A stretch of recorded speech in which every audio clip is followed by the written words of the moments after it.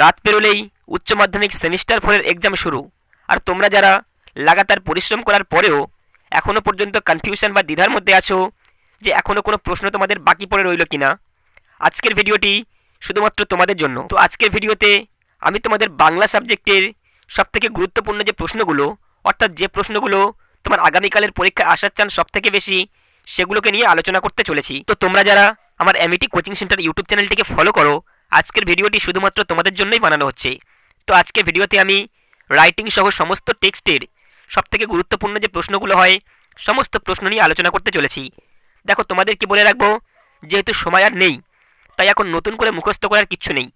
শুধু তোমরা একটাবার মিলিয়ে দেখবে যে এই প্রশ্নগুলো সবগুলো তোমার ঠিকঠাক করা আছে কিনা। তো চলো আর কথা না বাড়িয়ে শুরু করা যাক আজকের ভিডিওটি শুরু করার পূর্বে প্রতিবারের ন্যায় ছোট্ট একটি রিকোয়েস্ট, যদি তোমরা এখনও পর্যন্ত আমাদের চ্যানেলে নতুন হয়ে থাকো তাহলে অবশ্যই চ্যানেলটিকে সাবস্ক্রাইব করে দিও, আর সেই সঙ্গে পাশে থাকা বেল আইকনটি প্রেস করো, যাতে করে আমাদের চ্যানেলে আপলোড হওয়া সমস্ত এডুকেশনাল ভিডিওগুলো সবার আগে পৌঁছে যায় তোমার ফোনে। তো চলো আমরা প্রথমেই দেখে নেই তোমাদের প্রথম যে গল্প বা যে টেক্সটটা আছে, মানিক বন্দ্যোপাধ্যায়ের হলুদ পড়া গল্প, এখান থেকে কোন প্রশ্নগুলো তোমার আপকামিং পরীক্ষার জন্য সবথেকে বেশি গুরুত্বপূর্ণ। দেখো, এখান থেকে আমি তোমাদের মাত্র 4টি প্রশ্ন এখানে অ্যাড করেছি। তো তোমরা কে কে প্রশ্নগুলোর উত্তর করে রেখেছো অবশ্যই কমেন্টে জানিও, আর যদি না করে থাকো তাহলে শেষবারের মতো একটাবার পড়ে নিয়ে তারপরে তোমাদের এক্সাম সেন্টারে যাওয়ার চেষ্টা করো। তো প্রথম প্রশ্নে কি বলছে এখানে, বলছে দাঁড়া হারামজাদা, তোকে ফাঁসি কাটে ঝোলাচ্ছি। এরপর দেখো কিছু কোশ্চেন দেওয়া আছে, কি বলছে যে কে কাকে এ কথা বলেছেন, আর একই সঙ্গে কি দেওয়া আছে যে এই হুমকির দৃশ্যটি আলোচনা করো। এরপর 2-এর দাগে কি প্রশ্ন বলা হচ্ছে যে মানিক বন্দ্যোপাধ্যায়ের হলুদ পড়া গল্পটির নামকরণের সার্থকতা আলোচনা করো। এরপর 3য় প্রশ্নে কি বলছে যে হলুদ পড়া গল্প অবলম্বনে ধীরেন ও শান্তির চরিত্র দুটি আলোচনা করো। এরপর সর্বশেষ 4র্থ প্রশ্নে কি আছে দেখে নাও, বলছে কুসংস্কার গ্রামীণ সমাজ ব্যবস্থার উপর কীভাবে রাজ করে তা হলুদ পড়া গল্প অবলম্বনে আলোচনা করো। দেখো, তোমাদের হলুদ পড়া গল্প থেকে এই 4টা প্রশ্ন সবথেকে বেশি গুরুত্বপূর্ণ। তাই যদি তোমাদের এই 4টা প্রশ্ন কমপ্লিট থাকে তাহলে তুমি নির্দ্বিধায় তোমাদের উচ্চ মাধ্যমিক সেমিস্টার 4 এক্সামে প্রবেশ করতে পারো। তো চলো এরপরে আমরা দেখে নেই তোমাদের দ্বিতীয় যে গল্প আছে, হারুন সালেমের মাসি, এখান থেকে কোন প্রশ্নগুলো তোমার পরীক্ষার জন্য সবথেকে বেশি গুরুত্বপূর্ণ। তো দেখো, এখান থেকে আমি তোমাদের 4টি প্রশ্ন অ্যাড করেছি। তো প্রথম প্রশ্নে কি বলা হচ্ছে যে হারুন সালেমের মাসি গল্পের নামকরণের সার্থকতা বিচার করো। এরপর দ্বিতীয় প্রশ্নে কি বলছে যে হারুন সালেমের মাসি গল্পে গৌরবী ও হারার চরিত্রটি আলোচনা করো। এরপর তৃতীয় প্রশ্নে কি বলা হচ্ছে যে হারুন সালেমের মাসি গল্পে দরিদ্র পরিবারের মহিলাদের যে সংগ্রামের চিত্র ফুটে উঠেছে তা আলোচনা করো। এরপর চতুর্থ প্রশ্নে কি বলা হচ্ছে যে হারুন সালেমের মাসি গল্পে স্বর্গ বলতে কাকে বোঝানো হয়েছে, স্বর্গ সম্পর্কে গৌরবীর যে ধারণা তা আলোচনা করো। তো এই ছিল আমাদের মহাশ্বেতা দেবীর হারুন সালেমের মাসি গল্পের সবথেকে ইম্পর্টেন্ট 4টি প্রশ্ন। চলো এরপর আমরা চলে যাই কবিতা সেকশানে। তো প্রথম যে কবিতা আছে রবীন্দ্রনাথ ঠাকুরের প্রার্থনা কবিতা, এখান থেকেও আমি তোমাদের মাত্র 3টা প্রশ্ন অ্যাড করেছি। তো এখানে প্রথম প্রশ্নে কি বলা হচ্ছে, চিত্ত যেথা ভয়শূন্য উচ্চ যেথা শির, প্রার্থনা কবিতা অবলম্বনে আলোচ্য উদ্ধৃতাংশটির তাৎপর্য ব্যাখ্যা করো। এরপর দ্বিতীয় প্রশ্নে কি বলা হচ্ছে যে প্রার্থনা কবিতা অবলম্বনে কবির মানব কল্যাণ ভাবনার স্বরূপ ও দেশাত্মবোধের পরিচয় আলোচনা করো। এরপর তৃতীয় প্রশ্নে কি বলা হচ্ছে যে প্রার্থনা কবিতায় কবি কীভাবে ভারতবর্ষকে স্বর্গে জাগরিত করার কথা বলেছেন তার নিজের ভাষায় আলোচনা করো। দেখো, তোমাদেরকে বলে রাখি, এখানে কোশ্চেন নাম্বার 1 and 3 এই দুটো প্রশ্ন তোমাদের পরীক্ষার জন্য সবথেকে বেশি গুরুত্বপূর্ণ। চলো এরপর আমরা চলে যাই জীবনানন্দ দাশের তিমির হননের গান, এই কবিতা থেকে কোন প্রশ্নগুলো তোমাদের আপকামিং পরীক্ষার জন্য গুরুত্বপূর্ণ। দেখো, এখান থেকেও তোমাদের 3টা প্রশ্ন দেওয়া আছে। প্রথম প্রশ্নে কি বলা হচ্ছে জীবনানন্দ দাশের তিমির হননের গান কবিতায় সমাজ ও সভ্যতার যে অবক্ষয়ের চিত্রটি বর্ণিত হয়েছে তা আলোচনা করো। এই কবিতার সবথেকে ইম্পর্টেন্ট কোশ্চেন। এরপর দ্বিতীয় প্রশ্নে কি বলা হচ্ছে স্মরণীয় উত্তরাধিকারে কোনো গ্লানি নেই ভেবে, স্মরণীয় উত্তরাধিকার বলতে কবি কি বুঝিয়েছেন। একই সঙ্গে আরও একটা প্রশ্ন দেওয়া আছে, গ্লানির প্রসঙ্গ কেন এসেছে তা আলোচনা করো। এরপর তৃতীয় প্রশ্নে কি বলা হচ্ছে যে এরা সব এই পথে, এরা বলতে কারা এবং এই পথ বলতে কোন পথকে বোঝানো হয়েছে।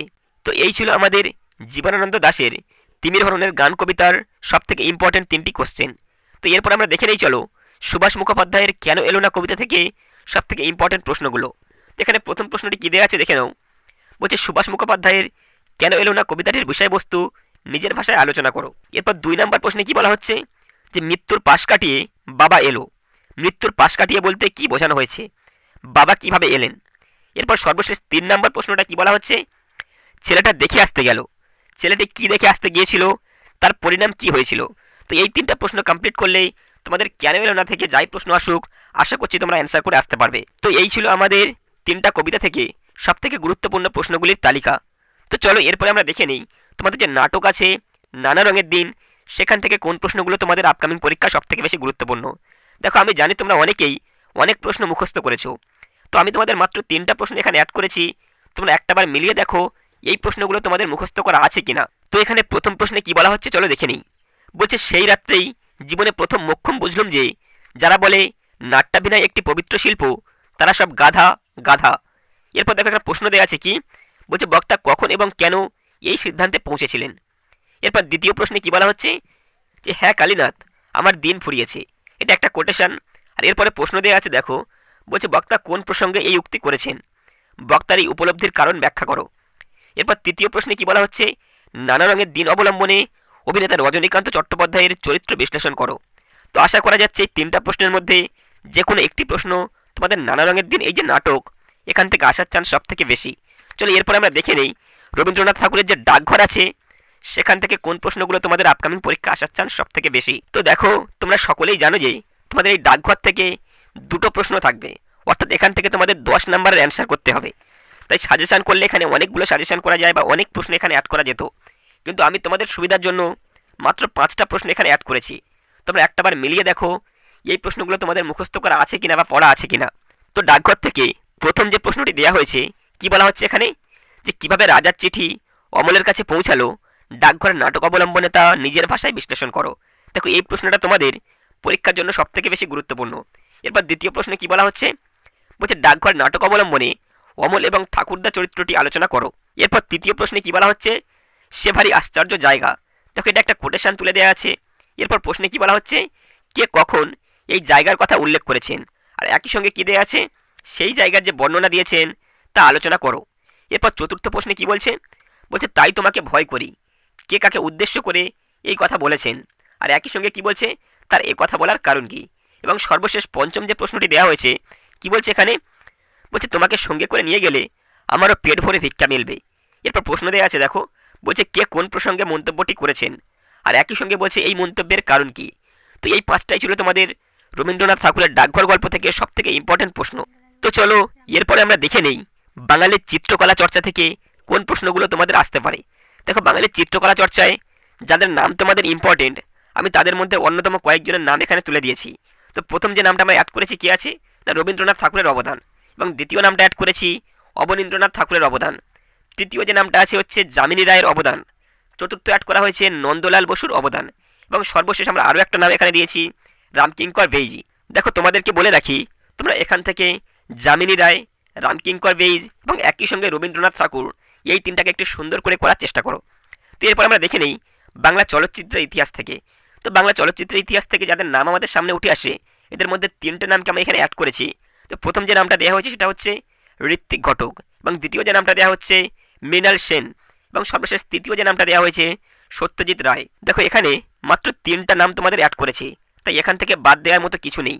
তাই 3টি প্রশ্নই বা 3টি প্রশ্নের অ্যান্সার একটাবার হলেও দেখে নিয়ে তারপর তোমাদের এক্সাম সেন্টারে যাওয়ার চেষ্টা করো। তো চলো এরপর আমরা দেখে নেই তোমাদের যে প্রবন্ধ বলে যে সেকশনটা আছে সেখানে কি প্রবন্ধ আসতে পারে। দেখো প্রবন্ধের বিকল্প একটা ব্যবস্থা আছে, সেটা হচ্ছে জীবনী। তো তোমাদেরকে বলে রাখবো যদি তোমরা এই জীবনীটিকে বেছে নাও তাহলে তোমরা কিছু লিখতে পারবে, কারণ জীবনীর একটা ফরম্যাট হয়, আর এই ফরম্যাটের মধ্যে ওখানে যে তথ্যগুলো বা যে ইনফরমেশনগুলো দেওয়া থাকবে সেগুলোকে কাজে লাগালেই তুমি সুন্দর একটা প্রবন্ধ বা একটা জীবনী তৈরি করতে পারবে। তাই যদি তোমরা এই জীবনীটাকে বেছে নাও তোমরা পরীক্ষায় কিছু লিখে আসতে পারবে।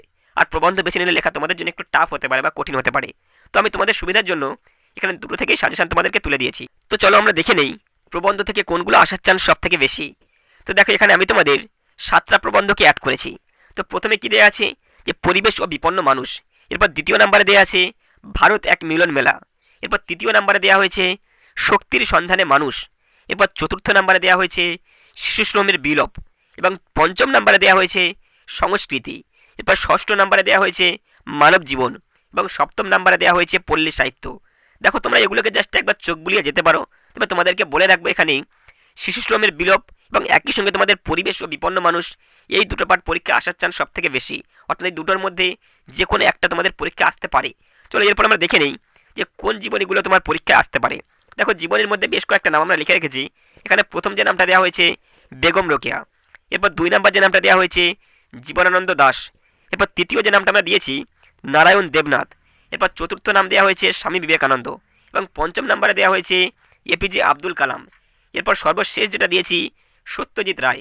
দেখো এতগুলো জীবনী বা বায়োগ্রাফি মুখস্থ করা অসম্ভব, তাই তোমাদেরকে বলবো তোমরা অবশ্যই একটা ফরম্যাট নিজেদের মতো তৈরি করো, আর সেই ফরম্যাটটা পড়ে গিয়ে তোমাদের যা যা ইনফরমেশন ওখানে দেওয়া থাকবে সেগুলোকে কাজে লাগিয়ে কোনো একটা জীবনে তোমরা লিখে আসো। তাহলে 10-এর মধ্যে 10 না পেলেও তোমরা অন্তত 7 বা 8 পেতে পারো।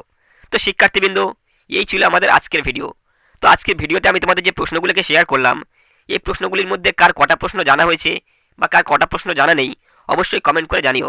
আর যার যে প্রশ্নগুলো এখনও জানা নেই বা এখনও পর্যন্ত তোমরা পড়োনি, তোমরা এখনও সময় আছে, তোমাদেরকে বলবো মুখস্থ করার কোনো প্রয়োজন নেই। তোমরা একটাবার প্রশ্নগুলোকে দেখে নাও বা চোখের দেখে একটাবার দেখে নাও এবং একই সঙ্গে একটু ভেবে দেখো তোমার জানা যে প্রশ্নগুলো আছে সেই প্রশ্নের অ্যান্সারগুলো থেকে কোন লাইনগুলোকে কাজে লাগালেই তোমার এই আনকমন প্রশ্নের অ্যান্সারে তুমি লিখতে পারবে। তো শিক্ষার্থীবৃন্দ, দেখা হচ্ছে পরবর্তী কোনো ভিডিওতে। ভিডিওটি কেমন লাগলো সেটাও কমেন্টে জানিও। আর ভিডিওটি ভালো লাগলে বা তোমার পড়াশোনার জন্য বিন্দু পরিমাণ উপকারে আসছে বলে যদি তোমার মনে হয়, তাহলে অবশ্যই ভিডিওটিকে একটি লাইক দিও আর একই সঙ্গে তোমার বন্ধুদের মাঝে শেয়ার করে দিও, যাতে করে তারাও তোমার মতো উপকৃত হয়। ভিডিওটি একেবারে শেষ পর্যন্ত দেখার জন্য এমএটি কোচিং সেন্টারের পক্ষ থেকে তোমাদের সবাইকে জানাই ধন্যবাদ। তোমরা যারা আগামীকাল উচ্চ মাধ্যমিক পরীক্ষা দেবে, আশা করা যাচ্ছে তোমাদের উচ্চ মাধ্যমিক পরীক্ষা সকলেরই ভালো হবে। এমএটি কোচিং সেন্টার তোমাদের উজ্জ্বল ভবিষ্যৎ কামনা করে। ধন্যবাদ।